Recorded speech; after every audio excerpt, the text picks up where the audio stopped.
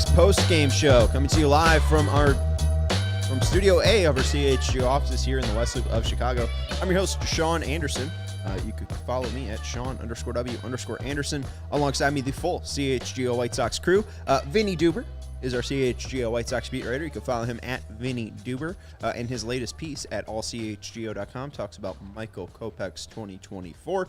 Go check that out. And the man in the middle is Herb Lawrence. Hello. You can follow him at Acknerwall23. He is our CHGO White Sox community leader. We are coming to you live after a White Sox win 6-1. And the White Sox defeat the Nationals. And Mike Clevinger throws the first complete game for the White Sox since late September of last year, since Dylan Cease did it against the Minnesota Twins, nearly throwing a no-hitter. But then the pesky Luis Arraez broke it up. Clevinger nearly shut out the Nationals here, but Dom Smith, that pesky Dom Smith, in his Cadillacing ways, hitting a home run in a two-strike count. What'd you make of the game, Herb, and what'd you make of the pitching performance? Good pitching performance by Mike Clevinger. You know, I'm not one to be giving him too many compliments, but he went out and chucked the ball, and it doesn't matter which team he's facing. The Nationals still hit. They're in the NL East and not as bad as many have predicted them to be, so you got to go out and execute pitches. It looks like his velocity is still up there in the high 90s. His slider is filthy, changeup, curveball. He's pitching. He's a really good pitcher, but it's just hard for me to give credit to him. And the home run that Dom Smith hit off of him with 2 outs in the ninth inning, how do you take exception with that? I got you're mad that you didn't get the complete game shutout, but hell, it's baseball. Let people have enjoyment. That guy hit a tough pitch off of you, and now it's 6-1. Let him Cadillac all he wants. You still, as you pointed out, are leading on the scoreboard. It's 6-1. You just can't leave well enough alone and be that guy that is just, hey, I dealed out there. If you want to hit a home run off of me and go around the bases as slow as you can, have at it, Haas. I'm still winning. This was still a great game by me. And as you said, first complete game by the White Sox starting pitcher since Dylan Cease. That is just mind-boggling, but also it makes sense with this team being so bad. Clevinger's had a really, really good second half, and it's probably the main reason that he's not going to be pitching for this White Sox team next year, because that mutual option, he's probably likely to get a better deal somewhere else because of the way that he's pitched over the final few months of the season here. And this was the best performance probably he's had all year, going the distance. That has been something that this rotation has really struggled to do, rack up innings, and he's been able to do it tonight. How about this, too? Speaking of something the White Sox pitching staff struggles to do, not walk guys. The stat that I was blown away by, Chris Kampka tweeted it after the game, 4 straight starts without a walk by Mike Clevinger. That's the first time a White Sox pitcher's done that since 2015 when Jose Quintana did it. Pre-build times. So, listen, if you want to, if you want to talk about the guy who's been the White Sox best pitcher statistically this season, it has been Mike Clevinger, and because of it, he'll probably get a better deal than that mutual option would give him this offseason. It's such a disgusting stat. I mean, good for Clevinger for being able to be in that what's it called company like Jose Quintana. He's a legend. But since nearly a decade since that has happened, not good. And also, too, just to be fair, one of those starts was an outing where Clevinger went 4 innings and allowed 12 hits, 8 earned runs. Didn't allow a walk. The one clunker really that he's had since he came off the IL, right? I mean, there haven't been many of them for him. That was the bad one. That was the one right after the waiver period passed, and he was obviously reported to be placed on waivers at that time. Nobody picked him up for the $5.5 million for a month of Mike Clevinger, but that's really that start that you bring up really been the only poor one, because he's been pretty reliable here over the last few months. Not that it's mattered terribly with where the White Sox have sat in the standings for some time. No, but they looked decent tonight. They were able to just put hits up on the board against the Nationals, the poor Nationals tonight. We'll get to the core a little bit later. We'll talk about Luis Robert Jr., who hit a home run. We'll talk about Tim Anderson, who had 4 singles. We'll talk about Andrew Vaughn, who I think had 4 singles as well. We'll get into Yoan Moncada, who had a couple doubles, and Steven Nicholas, Mr. Baseball himself, was complaining that he didn't have a triple. I did not. I did not say that. Were you not saying that if he didn't hustle right out of the box that he would have had a triple? Maybe a different day, but not today.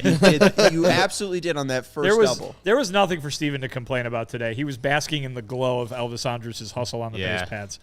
And we were talking about it earlier, like the most complete game by the White Sox. One of them. Well, and top 3 for sure. Before we get into like all of that, and I think so. I mean, the only thing that really sticks out like negative wise for the Sox would be Clevinger allowing the stolen base to Lane Thomas, and then the error by Tim Anderson, even though it did kind of take a funky hop on the C.J. Abrams hit. But where was I going with this? Oh, the play where Elvis Andrus is on first base, and he gets picked him off. Yeah. And I mean, the pitcher was just so amazed with his pickoff move. He was like, man, that was real nice. All right. Pat myself on the back. Damn, let's go crack a cold one. Head down to the dugout. And catcher's inning over. Bye. Catcher's like, shit, damn, that was real good too. Let's go pat him on the back. And here's the thing. Elvis Andrus just ran back to first base, and the second baseman just had to be as fast as Elvis Andrus. But for being 36 years old, he's still spry.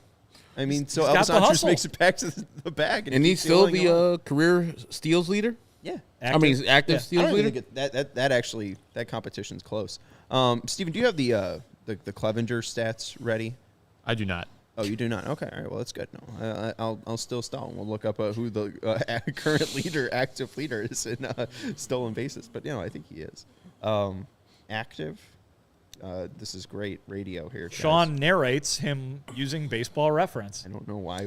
But I think that he's still got a little wheels. I know he's your second baseman for next year, so that goes in your favor, which is ridiculous. I needed you to vamp here, and thankfully you brought up that Elvis Andrus will be the second baseman. He won't next be. year. All right, it's not that large of a margin.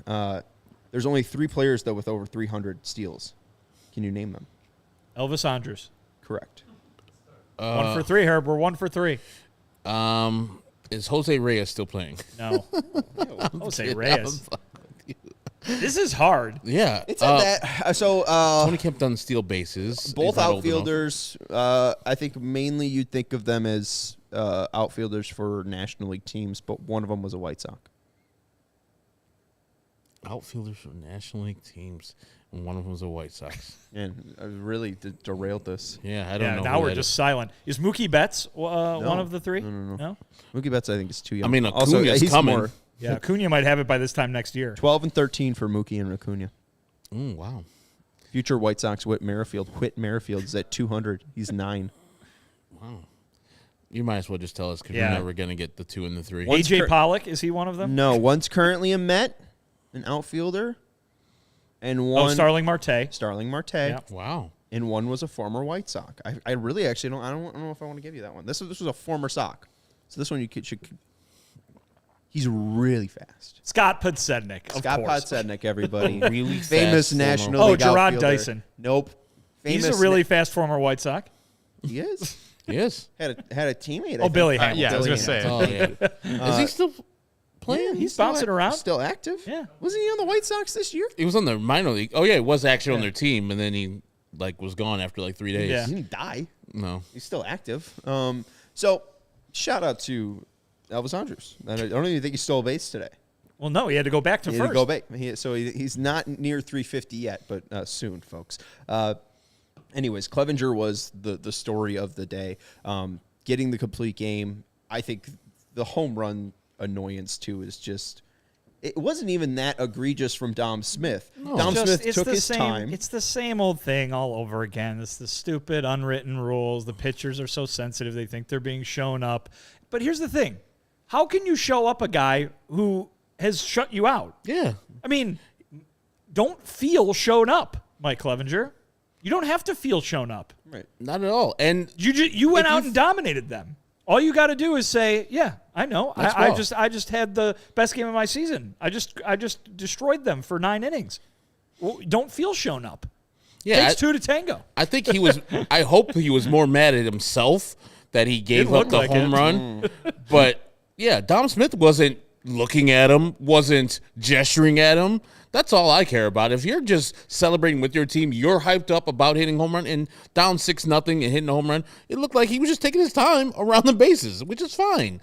Why you need to hustle? He was staring him down the whole trip. Yeah, why has he gotta run fast for your enjoyment, Mike Clevinger? And it seemed like Dom Smith just took an average trot. He's probably got a slow. We could go to StatCast. I don't want to go to StatCast.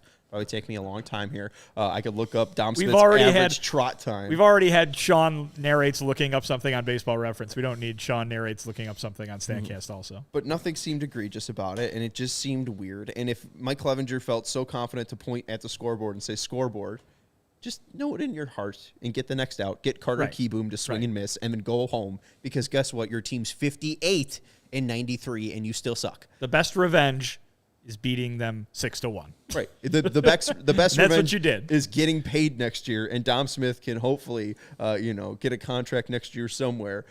Just worry about your own shit, Mike Clevinger, and that's just so annoying. Get off my team. What a leader on the baseball field, just being an annoying ass. I just looked it up. At people before they crossed home Here's plate. the thing. Say whatever you want about him because he's the one who did it tonight. Baseball players and pitchers in particular do this all the time. They're annoying. We've seen lots of White Sox players past participate in this. I always go back to what Ricky Renneria said after Tim Anderson, had the bat flip heard around the world. You don't want him to do that? Get him out. Right. Here you go. You wanna know who? Like, Dom Smith is the 46th slowest player in home run trots this year. There you go. 26.2 seconds.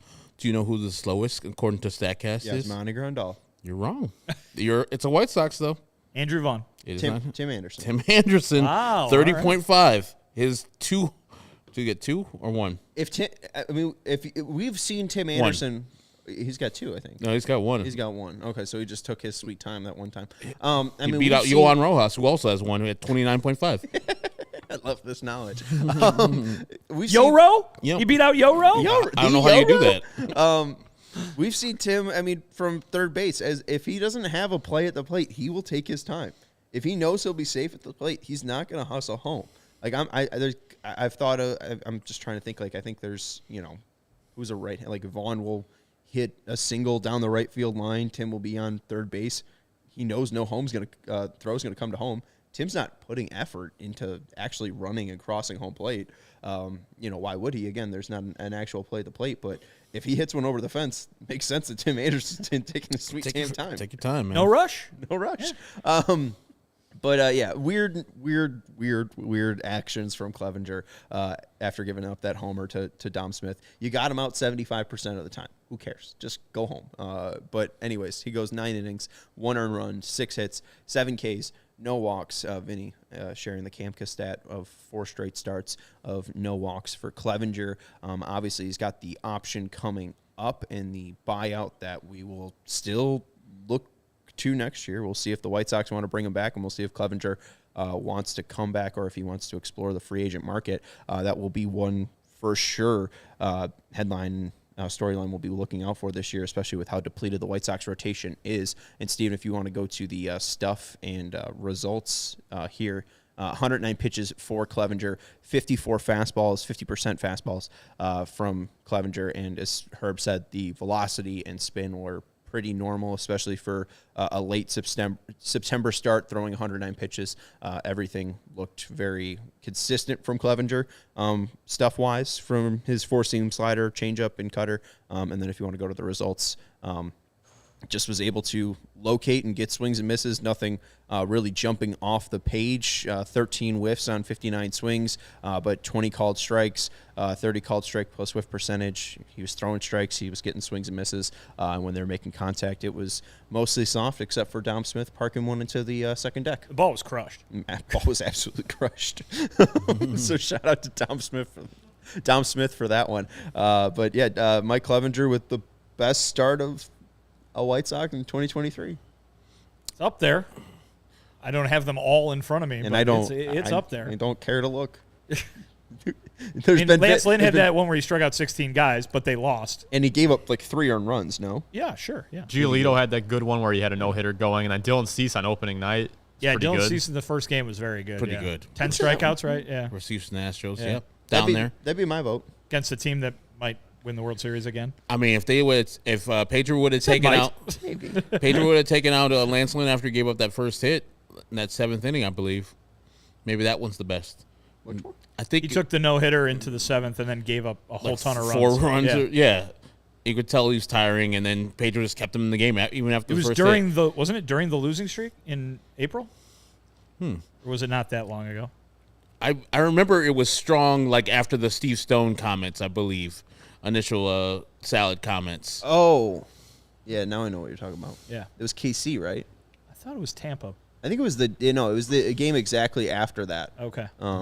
No, the Steve. They're all Stone, blending together, The Steve folks. Stone salad start was a pretty good start as well. It was. Let's take a quick break. White Sox again get the win. I don't know how much that matters, but 7 more. Not really at all. But Well, Fred's in the chat, so we have to mention there's 11 more games left and 7 losses away from 100. So I guess that's what matters most is they got another win, which pushes them closer to 99 losses or less, which I think baseball teams want. Let's let you know about Ray Chevy.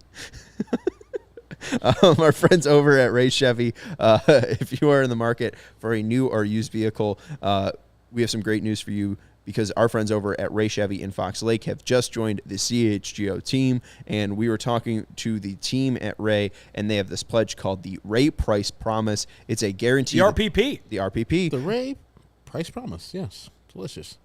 Delicious. Awesome. I love it. I might be going out there to Ray and see about trade-in. Ooh, what are you in the market for, Herb? I'm always in the Chevy. market for a Chevy or a Chrysler, Dodge, Jeep, Ram. or Ram. All of them. I always like to drive, Sean. It's a guarantee that the price you pay online is the price you pay when you go into the dealership. We found that in many cases, other dealers will raise the price you pay. Wait, what? Yeah. They'll do that? Yo, all the time. They found in many cases that other dealers will raise the price on you. Have you experienced this, sir? All the time, man. Like, Have they ever you're asked a you a farmer, question? right? Lot in bait and switch. A lot of times they're like, "Hey, come in for this great deal." Oh, you're not a farmer? You're not a recent college grad? Now I got you. You didn't serve in the military? I did not, unfortunately. You're wearing the hat. I thought you were a brave man. I am. Sorry. In most cases, the answer will be no, and that you won't qualify for any of those. And I don't at know why Ray, I so low for that one. I shouldn't give you encouragement, Sean. I should stop doing these ad reads. No, they're great.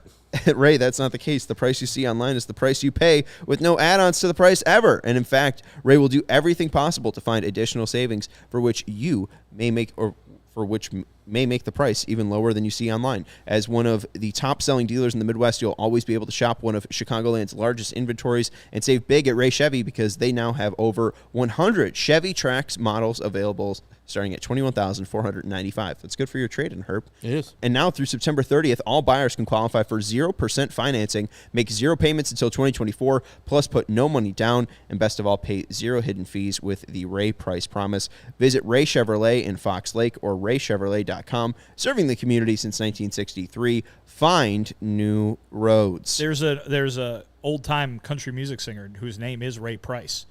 So I wonder if he had a Ray Price promise of some, A vow to his wife. Yeah. Yeah. There's the Ray Price promise, and then there's the Ray Price promise. Yeah. And Ray Price's promise. Sure. Yeah. Yeah. Game Time also has a price promise in a way. They have a guarantee, more of a Game Time guarantee rather than a Ray Price promise. Yeah. But still, at the if you find tickets in the same section in row for less, they will promise you 110% of the difference. So that's a price promise in its own right. Game Time is the fastest and easiest way to buy tickets to all the sports, music, and comedy and theater near you. Next time Ray Price comes to your town, go to Game Time and get that promise. He's not going to be coming to your town. Why not? He's not with us anymore? He's long gone. Got a point. Sorry, Ray Price. But you shouldn't have to worry when you're buying tickets to maybe in the past a Ray Price concert, maybe a Ray Price tribute band. That could be. Yeah. Yeah. No?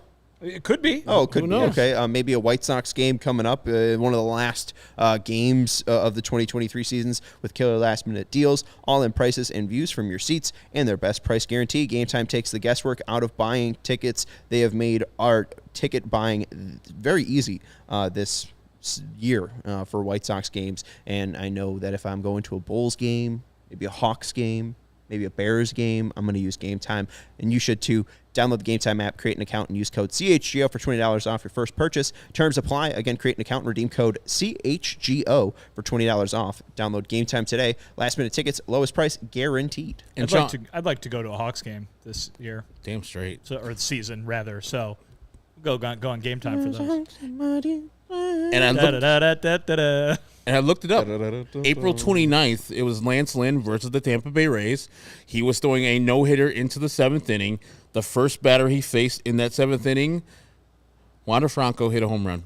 I don't want to say his name too much. Then he gave up another hit to Josh Lowe, and then he gave up a double to Isaac Paredes. And then he walked Taylor Walls, and then he was relieved.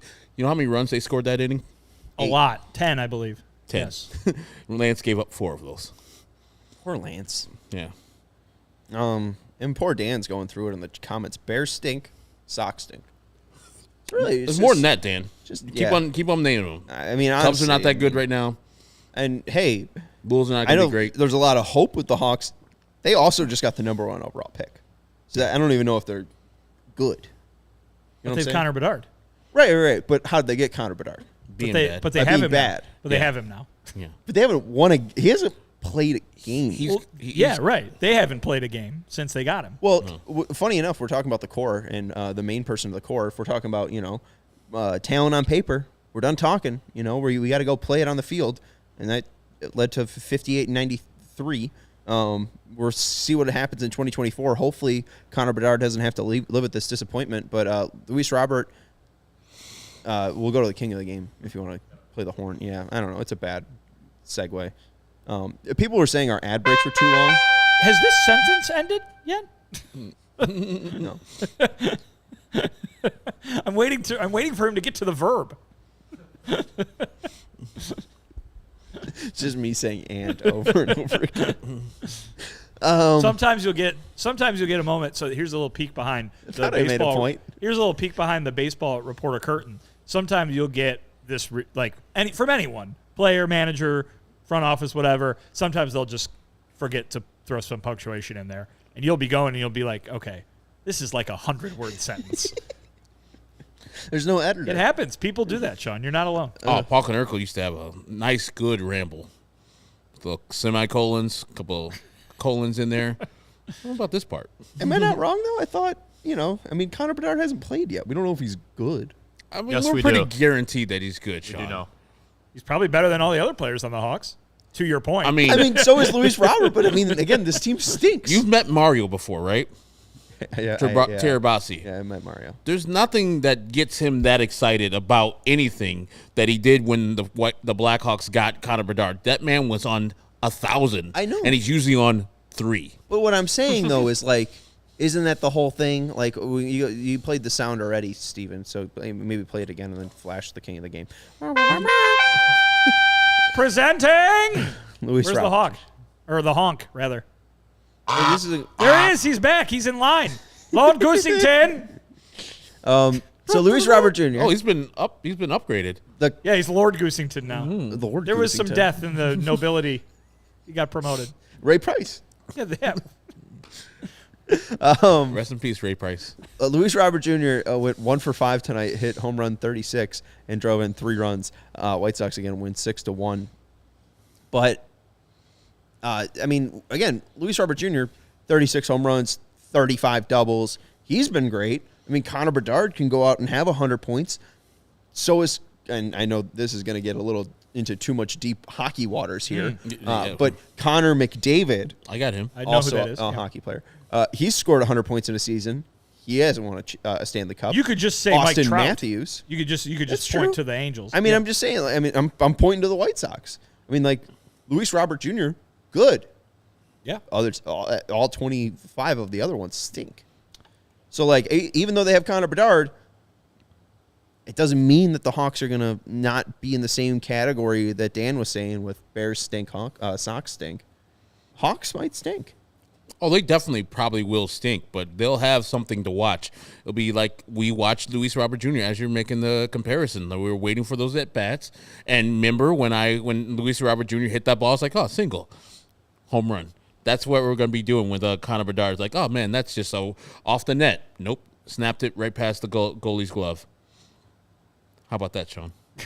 I'm so sorry. Kirby hockey. I honestly thought He went 5-hole. He did go 5-hole. I thought Vinnie was going to join. He got a greasy goal, garbage goal, organization, Calgary. That's all I know about hockey. That was pretty good. Yeah. Who's that supposed to be? Steven, did you pick up on any of that when you were producing hockey? They don't usually sound like that, but some of the words were the same. Yeah. Calgary stuck out. Forward checking, back checking. That's all I know. Are we gonna have any Keep going, Herb. Are we gonna have any Hawks watch parties that you can do? Jump all on? the time. Me, Steven, the Hawks crew. Mario out here. screaming his head off, just like Bragg's. Anyways, I don't even know who their coach is. So I can't. So Mario can't even yell about like Braggs yelled about. We actually bumped into him Eberflus. in Nashville at a bar. Luke Richardson, Yep. Jeremy Colleton. That's not Okay. it. Let's name some White Sox. So this was a pretty good game for the White Sox core, and Vinny was trying to piece together a piece here, and he might It'll figure happen it at out. some point. Just it wasn't coming together. It was very long. You guys didn't want to read like 8,000 words. Well, I mean, maybe we could put 8,000 words in the next 20 minutes. You know, I mean, maybe, Let's go. Maybe Start the counter, figure it out. Steven. We'll start with Luis Robert Jr. here because obviously, good player to have a part of the core. Yes. We think that next year he'll be a part of the core. Yes. He might be the only person in the core. Well, here's the thing. I think the start of this was that, again, for the second offseason in a row, we're probably going to be talking about a core that most fans would probably like to see deconstructed. Might behoove the White Sox to move some of these guys if they can, but the contracts that they've signed, the money they've already invested in these players, and the ones that they haven't spent big on yet, somebody like an Andrew Vaughn, is a guy they still very much believe in and want to keep around. You might be looking at a core that's pretty intact next year. I think Robert, Moncada, Eloy, Benintendi, Vaughn, those guys are the core right now, and TA is if they bring him back. But I think that's going to be a conversation that we're going to be having for several weeks to come before the offseason gets started in earnest. Once the playoffs end, is going to be what are they going to do with Tim Anderson's club option. But I think you can look at the other five guys and say, yeah, while there might be some interest in moving one or more of them, can you? Do you want to sell low on all these guys who have really underperformed? With the exception of Robert in that group, all these guys are not close to what the expectations were that they were going to be. Eloy Jimenez hitting the ball hard, hitting the ball well, hitting the ball on the ground over and over and over again, right?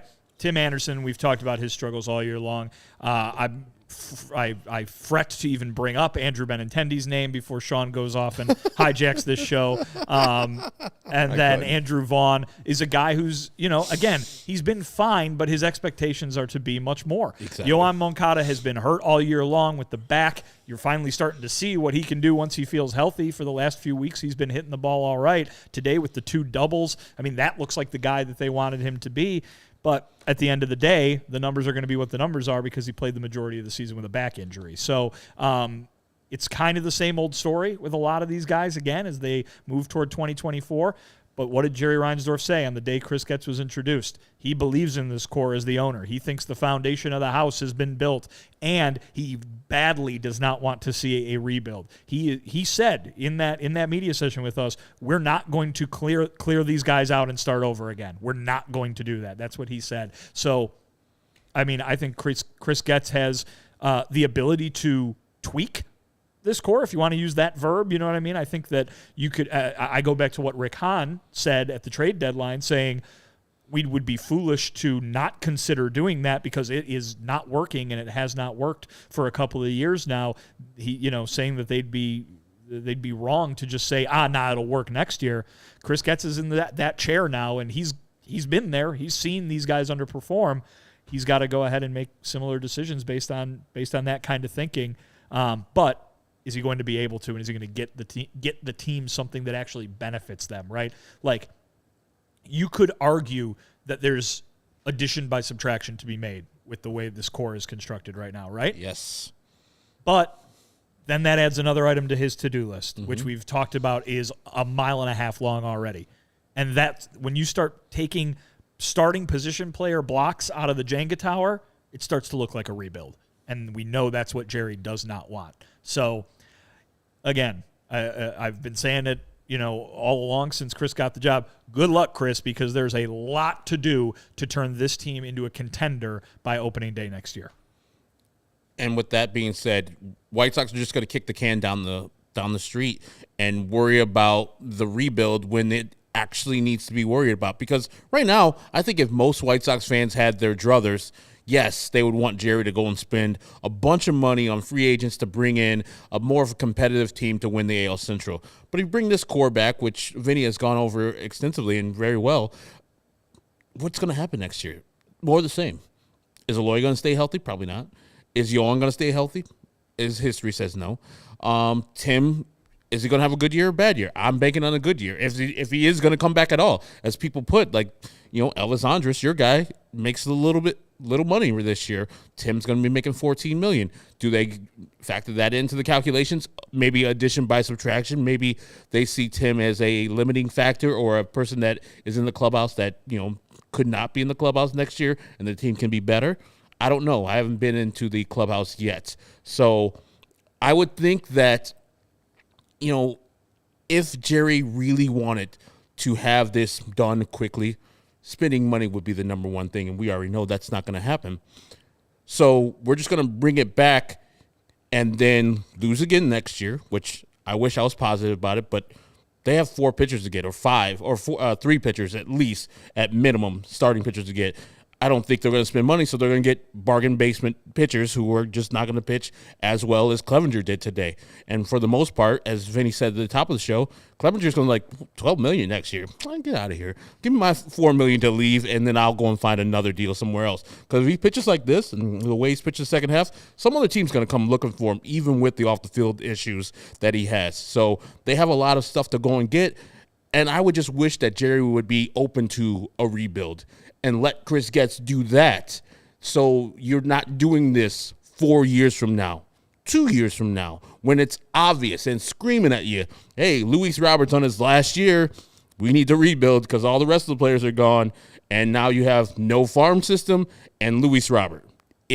So now you're going to be in a big-time mess with no winning seasons up to that point, because I don't think this team, as it's currently constructed, can win the AL Central, even how badly the AL Central is. The elephant in the room. It's how bad the AL Central is. Let's check out the chat real quick. Dan is mentioning that there's 50 people watching right now. Again, they're 50 games under 500. We got 56 viewers and 14 likes. Mark Burley and Paul Konerko, my friends. Wow. Look at that. Please hit the like button. We appreciate it. And our guy Kevin in the chat saying, killer shirt Herb, which is funny coming from the guy that is known from the Shirtless Wonder. So the Shirtless Wonder appreciating your shirt. Fiance but he got doesn't it for me. wear a shirt. It's a good one. I like that shirt. I'd wear that shirt. Yeah. I don't drink Malort, which is weird. You want to do a shot? We have Malort on site. I'm real good. Thank you, though. On site? On site. But right, Steven? she went to the Riot Fest where she was mosh pitting this weekend. Don't get it. No one wants it. And so, yeah. We have to drive home, The shirt. Steven. We can't be doing Malort. I don't. Right now. I would not do that. I mean, you you guys. wouldn't I get respect drunk you guys off too much. Malort. You just get disgusted. You wouldn't be able to take 2 shots of that shit. Ugh. Sounds like a challenge. I mean, I'll easily Steven, do let's it. see how many shots you can take. All right. So just to go back to the core real quick, Robert hitting his 36th home run. Yep. He's ties the season of Carlos Quentin in 2008 with 36 and Jose Abreu in 2014 with 36. His next home run will put him in the category of Carlton Fisk in 1985 and Dick Allen in 1972. Right now he's tied for 18th all-time for most homers in a season. He can get to the 40 home run club, but as we mentioned, it's kind of been a slow August, September, but we know he wants to reach 150 games played. So Can he? How many I know games he are didn't. left? He didn't play yesterday, so that's all. That's why I No. ask. Yeah. Well, I'm looking. I think he possibly can. I think he's 139. So yeah, he could. yeah. He has to play every single So game. well, that's Which so probably 140. Or won't no, happen. 140 tonight. So he has to play all but one. Yeah. Yeah.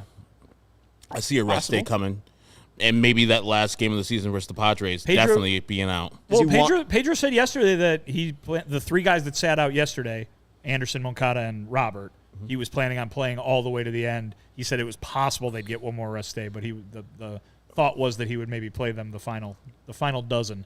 We know Because they have 2 off days. Yeah, They still have 2 off days in the schedule. we know Yasmani's gonna be there. He wants to go to Cottage with his family. What?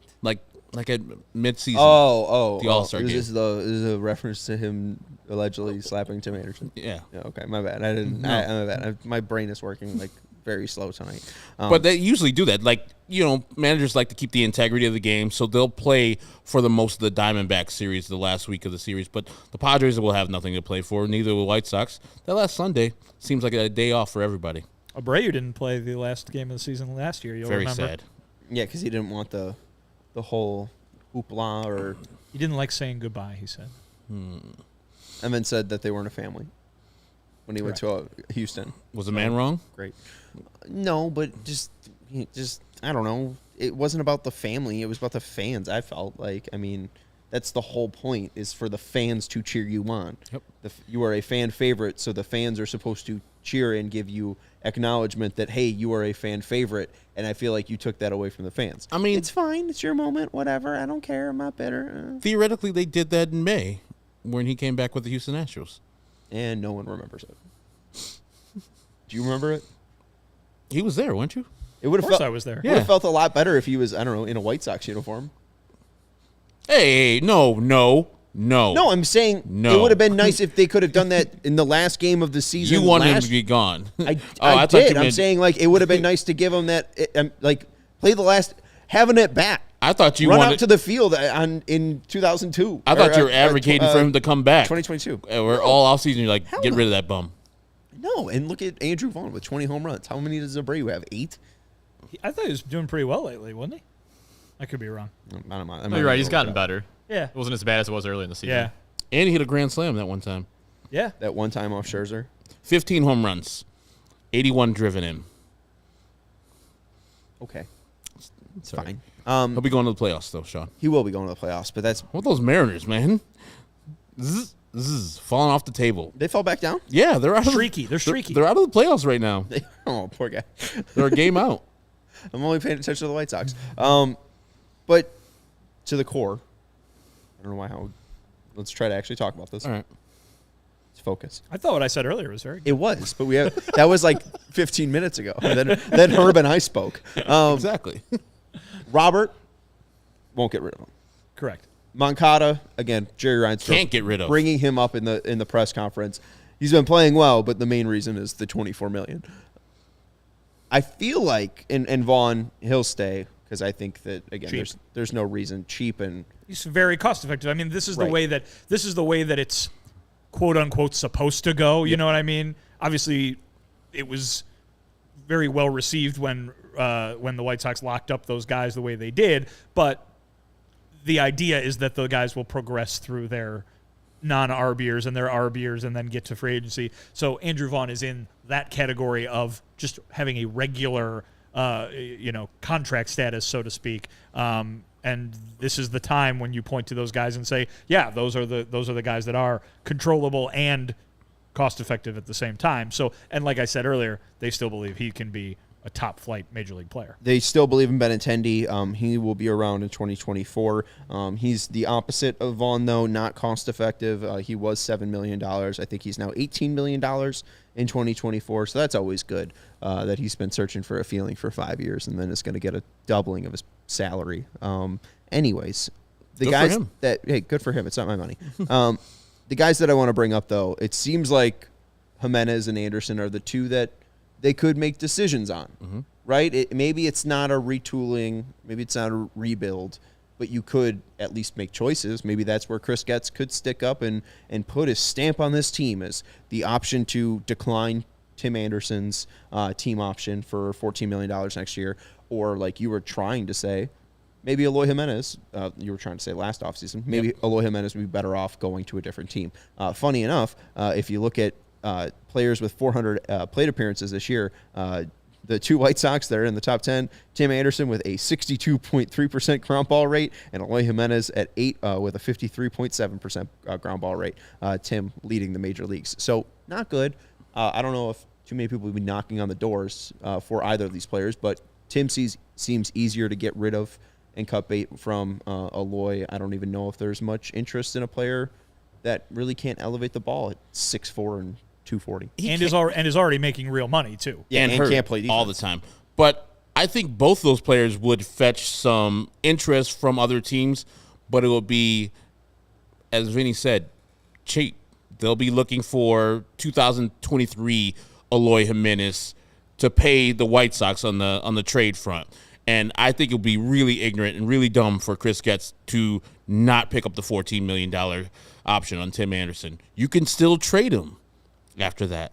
And I think a bunch of teams with cost-controlled last year of his contract, Tim Anderson, be like, yeah, I'll give you this middling prospect, or we'll give you this guy who's ready to go to the major leagues, but not really good type of player. You wouldn't get the value you want for Tim Anderson, so just hold on to him, I think, until the trade deadline. If he's returned to form, then you can maybe think about trading him. But if he's doing that well, I think the White Sox are also doing pretty well. Given what I said earlier about not being able to maybe move these guys around, what I said earlier about the to-do list, the length of it, think of all the things that, independent of any of these players, Chris Getz has to go do. 3 starting pitchers, a closer maybe, a right fielder, a second baseman, a backup catcher. When you add all that up, we heard the comments, what Jerry said about payroll spending, free agency like that, not going after necessarily a big top-of-the-market type player that's going to be signed to a 10-year contract. Do you really want to – how much better can you make the 2024 White Sox by getting rid of one of those two guys? You know what I mean? I mean – it'll be a risk. From an on-paper standpoint, right? I because if you trade Eloy Jimenez, are you going to get something that fills one of those holes? And if you do, then you have the hole at DH. Yeah, you trade Eloy for change of scenery guy. Like, you're doing that both ways. So another guy that's on another team that's a designated hitter, maybe an outfielder that has struggled for a long time on that team. Maybe a struggling starting pitcher? I mean, kind of like the Jake Berger trade Something that like everyone's bashing in the chat. I didn't really mind it at the time, but I see it's going bad right now because the Eater guy hasn't performed yet. But still, I think a lefty starter eventually was what the White Sox needed. So yeah, would Jake Berger be a starter on next year's team? Well, if he was hitting like this, he would be. Right, but also how many pitches? Like where would you play? Well, apparently he would play DH because you're trying to trade Eloy again. That's what I'm saying. Like, Eloy's just in the way. Like, Jake. Maybe he'd play second base, Herb. Nope. Elvis is there. Well, Elvis can move to short. My whole thing, though, is just like, I get people being annoyed with Berger. It's a great story in Miami, whatever. I mean, that could also be cool, too. In 2024, though, how many pitches will Jake Berger throw? 0. That's the reason why they traded him, was to get a pitcher. How many pitches has Jake Eater thrown in the major leagues yet? 0. So we actually don't know how that trade is going to turn out because it's been 4 minutes since it happened. Absolutely. And I think the point, too, is that, like, at that time, Berger was the guy who was going to fetch you that level of prospect. Yep. Was a struggling and injured Eloy Jimenez, who'd been injured for the last 3 seasons, was he going to fetch you that level of prospect at the trade deadline? A guy who's also has, you probably have to send – the other team is going to have to pay him a real salary as opposed to what Berger's making at the beginning of his career. I mean, I think they did what they thought was, and again, the guys who made that trade are no longer employed by the team, but, what they thought was trading from a relative surplus. And, I mean, as we know, the White Sox don't have a lot of surplus areas, but I think they thought that a guy maybe where the bat came first and the defense came second, they had a lot of those already. And so there was maybe and he was the one that was going to fetch the return that would be mildly impressive. And it still could be. Because again, it still could be. Because Jake that's how baseball works. I think Jake Eater is like 20 years old. 24. All right, still. He's still young. And lefty. And a lefty, right. And hey, speaking of lefties, I saw Garrett Crochet waiting to be activated. So we can add him to the core, too. It's Luis Robert Jr., Yoan Moncada, Andrew Vaughn, Andrew Benintendi, Elvis Andrus, and Garrett Crochet. And Dylan Cease. Maybe Michael Kopech. Brian Shaw. That's the core. You're just listing the roster now. Well, no. That's Is the core. Lenine Sosa part of the core? Lenine Sosa and Gregory Corey Santos. Core is in his name. Yeah, Corey Lee can be a part of it because core is in his name. We'll figure out the core a little bit later. We're going to take a break and let you know about Shady Rays. They're a core of CHGO, a core advertiser. We wouldn't have a show without Shady Rays. Take on the sun with gear built to last. Our friends at Shady Rays have you covered with the warm weather ahead, the sunny cold weather ahead, with premium polarized shades at an affordable price. Did you know the sun is still strong even when it's cold outside? Shady Rays is an independent sunglasses company that understands this and offers a world-class product that's just as good as any expensive pair we've worn. They have durable frames and extremely clear optics for outdoor adventures. And that's not all. Shady Rays offers the most insane protection program in all of eyewear. Every pair of sunglasses is backed by lost and broken replacements. If you lose or break your pair, even on day one, they told us they will send you a brand new pair. No questions asked. You can wear your Shady Rays with confidence because they have your back long after your purchase. And if you don't love your Shady Rays, you can exchange them for a new pair or return them for free within 30 days. There's no risk when you shop. Their team always has your back. Exclusively for our listeners, Shady Rays is now giving out their best deal of the season. Go to shadyrays.com and use code CHGO for 50% off 2+ pairs of polarized shades. Try for yourself the shades rated 5 stars by over 250,000 people. We watched the game tonight and Monday Night Football tonight on Fubo TV. With 140 live channels of sports, shows, movies, and news, you could stream live TV from any device with our friends over at Fubo TV. It's the place where you can watch the most Chicago sports for the lowest price. Couldn't watch the Cubs on Fubo tonight because They didn't play. but they'll play tomorrow, and you can watch the Cubs on Marquee because they'll be playing. On Fubo. On Fubo. Yeah. You could start watching immediately, too, with a free trial at FuboTV.com/CHGO. There's no contract, no cable, no hassle. Just sign up and start watching. And the best part, too, maybe you're out while the White Sox are out or the Cubs are out, are on, or Monday Night Football's on, one of the 2 games that are on because there's a writer strike. You can record with 1,000 hours of cloud DVR included at no extra charge with our friends over at Fubo. Or you can do that for the Bears game. You don't want to watch it live? Put it on tape and fast forward through that garbage. Pull the Jerry Reinsdorf thing. Record it and see if they win. And then if they win, watch it. And if they don't, just ignore it. That's what he said. I mean, hey. What he said? And just keep it in the file because it's got 1,000 hours of it. Exactly. Watch whenever you want. 6 months from now. Watch all your favorite college football and NFL and 6-month-old MLB baseball games with Fubo. Go to don't go to www.tv. Go to www.fubotv.com/CHGO. That's www.fubotv.com/CHGO to sign up for 15% off your first month of Fubo Pro. Finally, we want to let you know about our friends over at FOCO. Get fitted out with the best sports gear around with our friends over at FOCO. Check them out at FOCO.com or click the link in the description below. They have some lovely set decorations that they donated to us with the 2 bobbleheads there. They got the Tim Anderson and the Southpaw one. But go explore. They got an Andrew Benintendi Arkansas one. You can really get into the Woo weeds Pig here. Suey. Woo Pig Suey. There you go. They just lost to BYU in football. That's not good. I bet Benintendi wasn't very happy about that. No, you should ask him. Maybe I could. Ask him. By the time I see him next, though, another Arkansas game will have been played. I think you should still ask him. Hey, Could be a big day for the Hogs on Saturday. Are they playing your Missouri Tiger, who also at some won? point? Yeah, MIZ. Football. Fight for Ole Mizzou. Yep. They got LSU, which they'll probably get mollywopped. Oh, the battle for the Golden Boot. Is it? Because I think that's what it's called. Because if you put Arkansas sits right on top of Louisiana. It does, and it looks like a big boot. And Iowa's like the head. Minnesota's the Look hat. at you. Is that right? Battle for the Golden Boot. Oh, Is. I love college football trophies, rivalry trophies. The Floyd of Rosedale. The Floyd of Rosedale is the best one, but the Big Ten has the best ones all around, and the Floyd of Rosedale is the king. Okay, well, I think now on a Friday, I'm just going to quiz you guys on college football trophies. I know them. They're I would great. not. I can tell that you know them. You just named the Golden Boot off your dome. Yeah. Exactly. We're 2 teams that Arkansas. You weren't even in the SEC when you went to Missouri. No. Is this just from video games? Yeah. Okay. Good. All right. If you have a kid that's playing way too many video games, don't worry. They'll be fine. Yeah, they'll have great knowledge to use on a White Sox podcast in many years from now. You can ask them about all the college football fight songs and all the college football rivalry trophies, and God bless it, they'll know all of them. Anyway, someone said recently, and I can't believe this, that our ad breaks are too long. Who could have guessed it? Anyways, go over to foco.com. They have hoodies, shoes, signs, bobbleheads, and everything in between. Go to Foco, FOCO.com. Click in the description below for all non-presale items. Use the promo code CHGO for 10% off. Again, for all non-presale items, use the promo code CHGO for 10% off. We got number 16 for Abreu. Oh, wow. Abreu heard me talking shit. Abreu went from 15 to 16, closing in on Andrew Vaughn. So Herb angrily, I feel, screenshotted this earlier and shared it in our Slack. At 11 a.m., Herb woke up and chose violence. There was the quote that we played yesterday that, Pedro Grifol, I don't know what else he would say, but was kind of, when Paul Sullivan asked him, what makes you think you can make the playoffs next year? Well, why wouldn't we?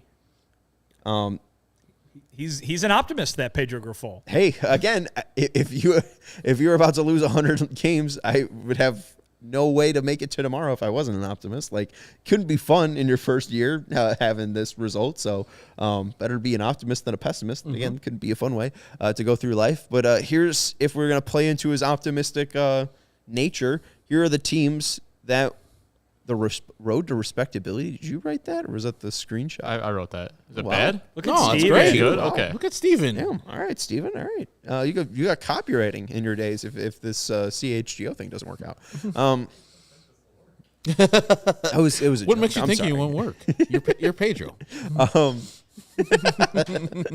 The road to respectability, though, 100 lost teams to 500 plus after 1 year.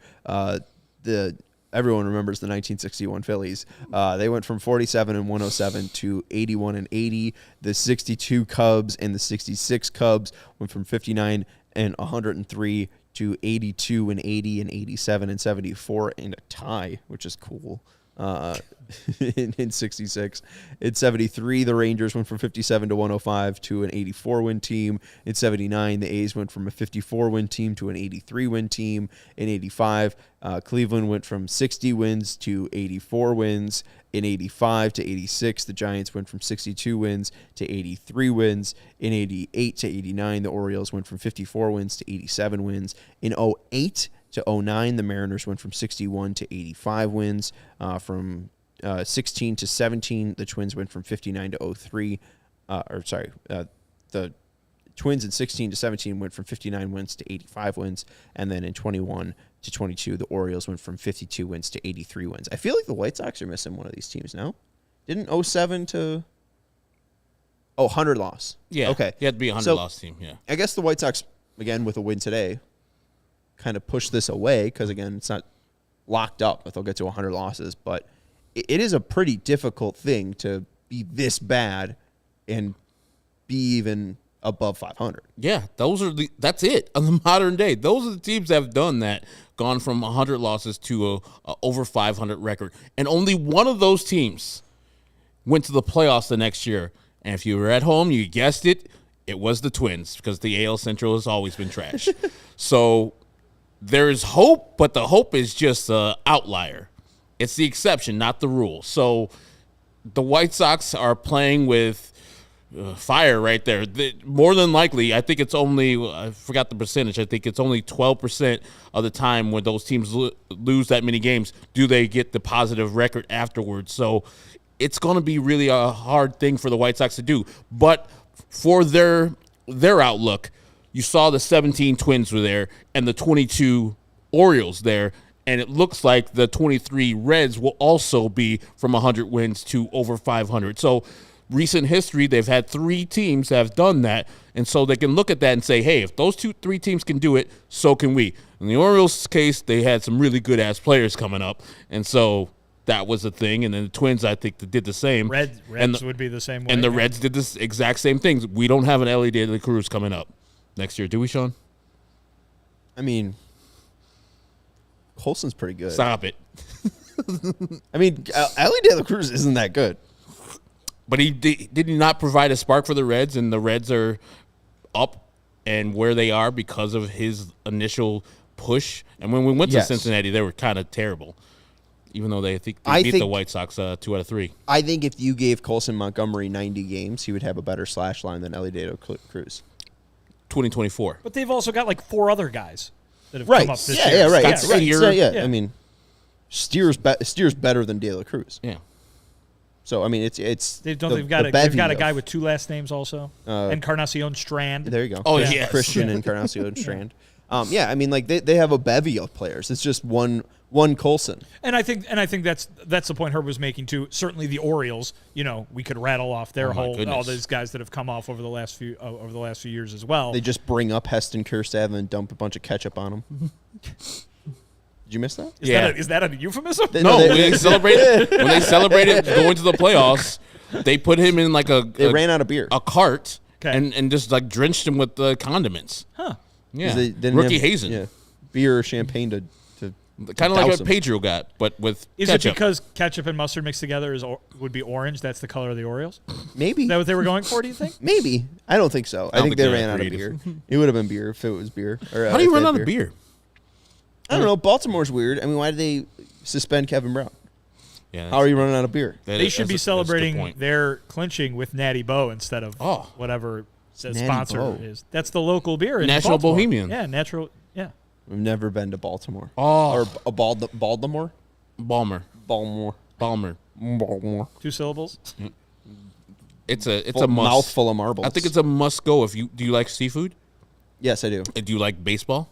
I do like baseball. There you go. And do you like Boog Powell too? I don't like Boog Powell. Slanging barbecue. I'll avoid his stand. I'll go drink a National Bow. 2 out of 3 ain't bad. I'll go drink a Natty Bow with racist Boog Powell. Yes.